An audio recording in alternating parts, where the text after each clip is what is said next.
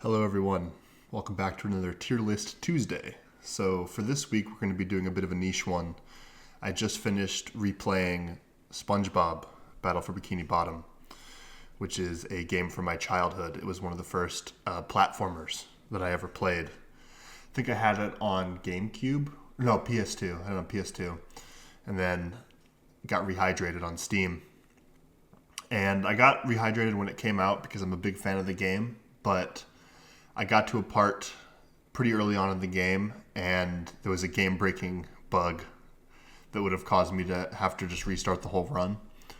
So I decided to just shelve it, and, years later now I've come back to it. So here we are. And I love this game with all my heart, really. I think it's my favorite platformer that I can think of.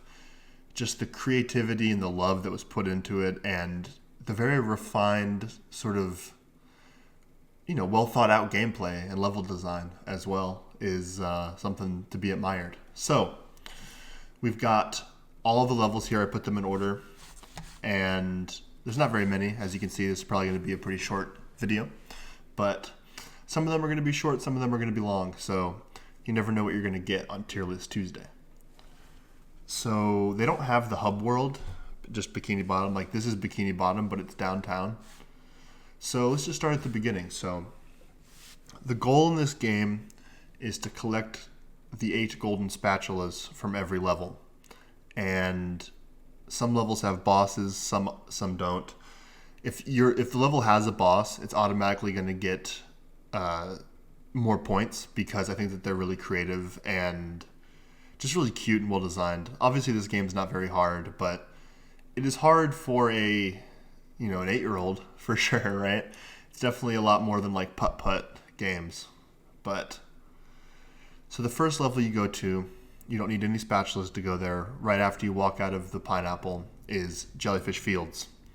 And the first thing you have to say about Jellyfish Fields is that it has the best song in the whole game, right? And that's going to give it big points. It has a boss. It has the Jellyfish King at the end. And you need to get his jelly to help Squidward, because he got stung a bunch and you need to cure him, right? So the enemies are pretty basic, right? You just have like the default robot, and then you get the ham robot. But it's sort of like the tutorial level. I know that the pineapple is like the real tutorial, but this is kind of like the first like introductory level. But I think it's fantastic. I think that it is very well designed for a first level. It's not too challenging. It's pretty straightforward. And it just has a lot of like really, unique things, like all of these levels do. Like when you're bouncing on the treetops, I like that a lot. So for Jellyfish Fields, I'm going to give it an A tier. I think it's a great one. So on to downtown Bikini Bottom, which is the second level in the game. And you need 5 spatulas to go there, so you can get a couple in the start, and then you need in Bikini Bottom, and then you need to get a few from here. But if you're a true completionist, you'll get them all. I didn't even do all the socks, which is a whole other collectible side mini game thing, but it's beside the point. So we've got downtown, and when I was a kid, I really didn't like this level. And I remember when I played the game a few years ago, I still didn't like it.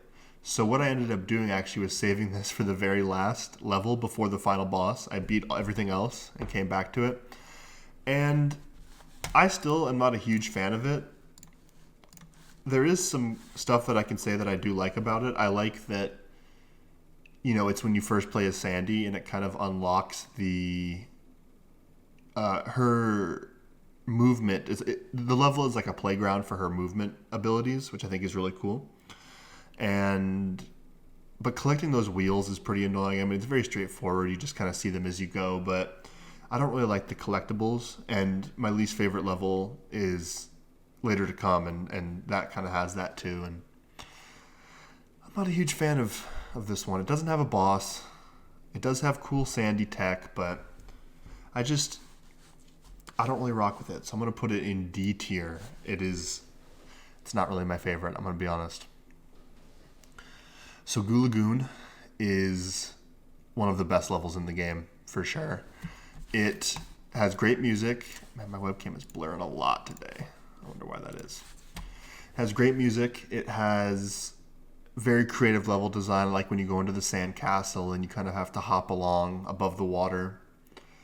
And this one has a collection of the kids. You have to like stop them from being floating away on the balloons. And, you know, I mean, I normally don't really like the collectibles, and I don't really like it here, so it's going to knock it a point. But all the same, I really do enjoy the carnival section, which is the second half of the level. I think that is the best part of the level for sure. I remember when I was a kid, I loved the bowling, the skee ball with Spongebob's, bowling bubble, right? I like that a lot. It's just a good level. It has great music. No boss, but, the light puzzle kind of connects at the end, and then you go back to Larry. It's a good one. It's a really good one. I'm going to put it A tier, even above Jellyfish Fields, like right there. I think that's good. Good.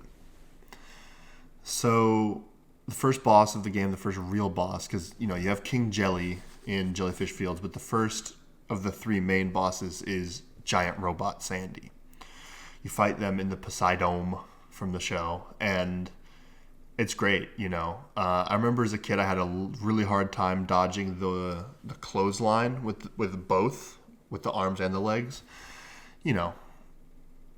For anyone who is older than like 12, this game is really easy, but it's still a good boss fight and just a fun time, right? I'm not in love with it or anything, but I like when you have to do the up move when she holds her head out and you have to do the up move. Very cool. Put that B tier. Not amazing, but also not, terrible.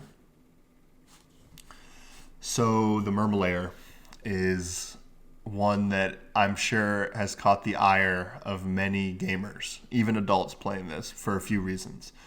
Because there's that puzzle at the end is the big one, right? When the ball rolls and you have to do all the steps.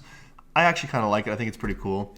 And I also really like the boss in this level as well. Prawn. Really easy one, right? You just roll the bubble in, but it's a cute one. And it's kind of like a weird, like niche Spongebob character as well. I'm not even sure. I'll have to look this up afterwards. I'm not even sure they're in any shows or any of the episodes, but whatever.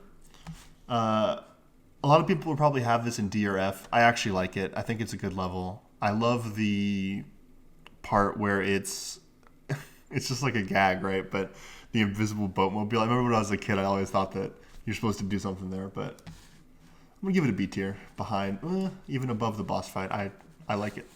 I do like it. Now, Rock Bottom, on the other hand, I'm not a huge fan of, right?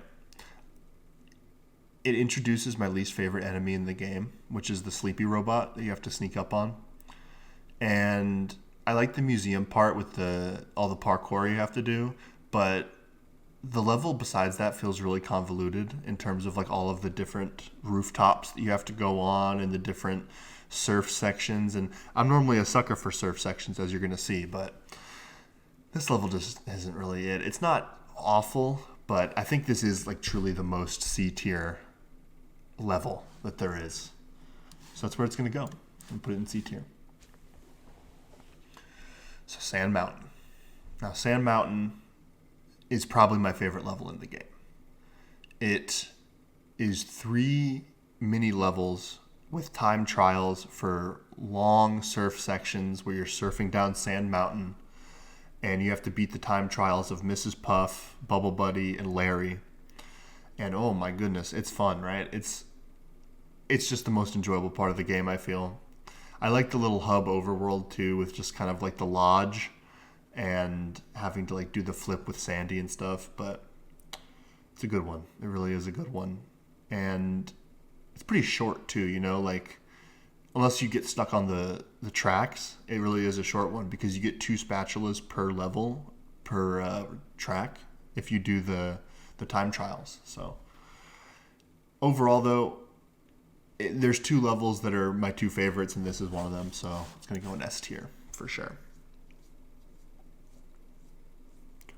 Anything I want to change so far? We're at the halfway point or a little over it. Nope, looks good. So the second boss in the game is Robot Patrick.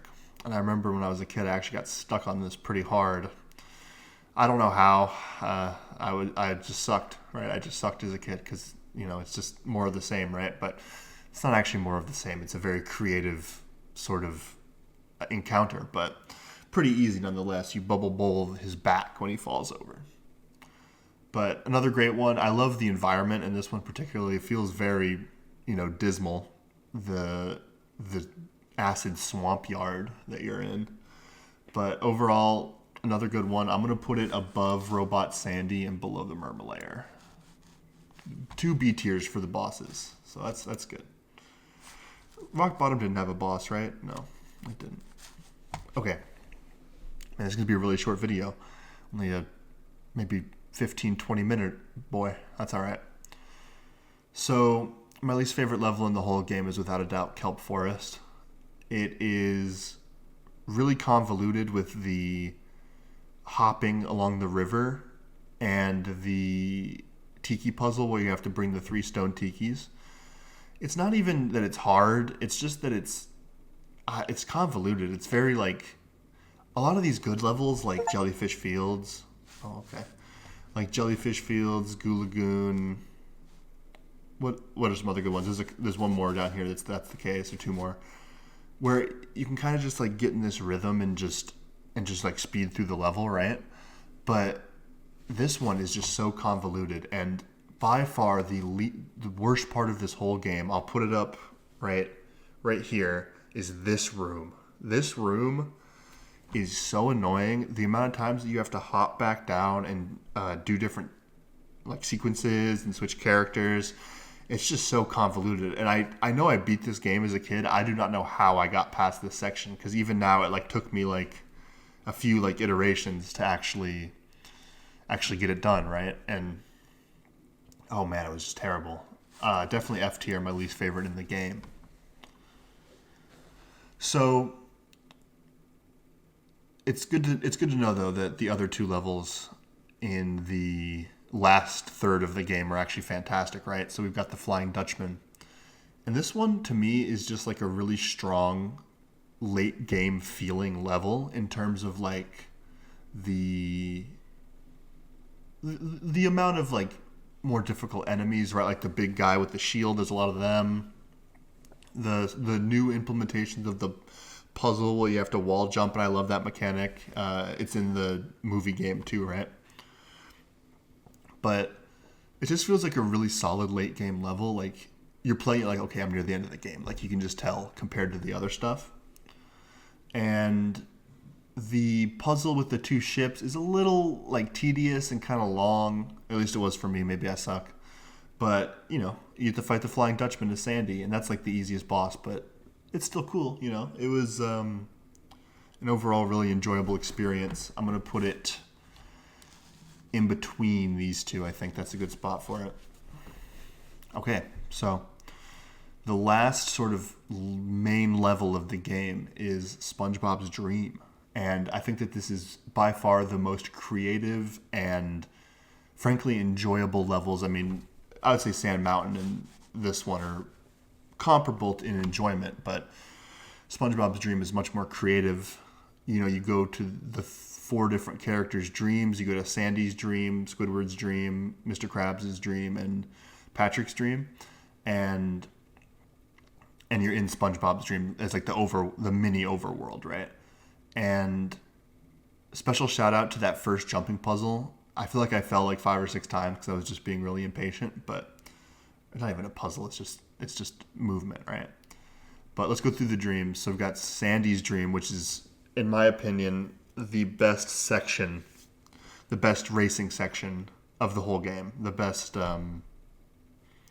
what did I call it? I don't know, skiing section, right? When you're on the track.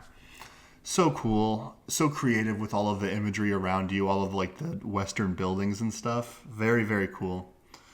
You go over to Squidward's dream, and it's kind of like a parkour up the musical notes, right? You're like in the stanzas and you're jumping across. Very cool.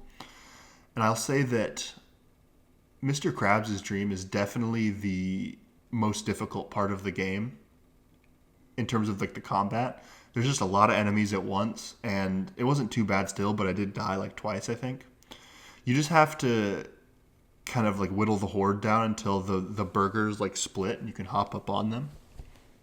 But with that being said, and then you, okay, after that you're like, oh, that was so tough. And then you go over to Patrick's dream and it's just like a meme, right? He just like gives you the spatula.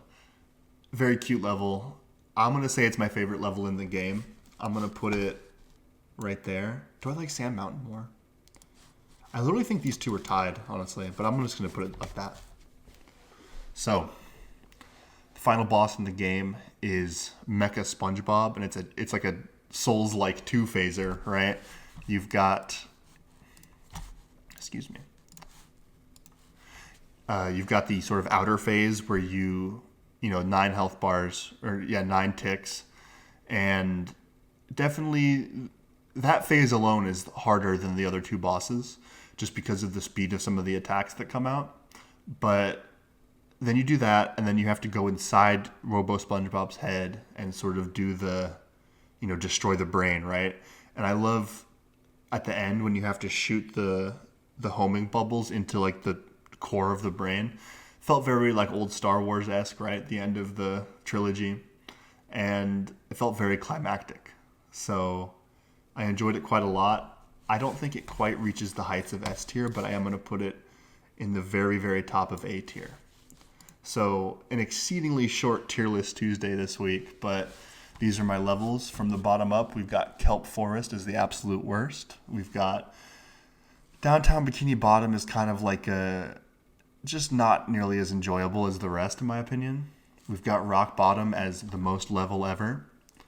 The two boss battles, the first two boss battles, main ones, as just really good fun, just really good enjoyment, right? Murmalayer as a very controversial level that I can see some faults in, but I still really enjoy it. Jellyfish Fields, fantastic first level. Flying Dutchman's Ship, fantastic endgame level. Welcome to Goo Lagoon, just a really charming level with a lot of really unique sort of vibes to it. Just some of the bright colors, especially in the rehydrated version, are just phenomenal, right? Mecha SpongeBob, very climactic and grand sort of final conflict with the robots. SpongeBob's Dream, easily the most creative level in the game. Sand Mountain is, I would say, the most fun level in the game. So, thanks for tuning in. Sorry it was so short, but we'll get some longer ones out soon. And thanks for watching. See you next week.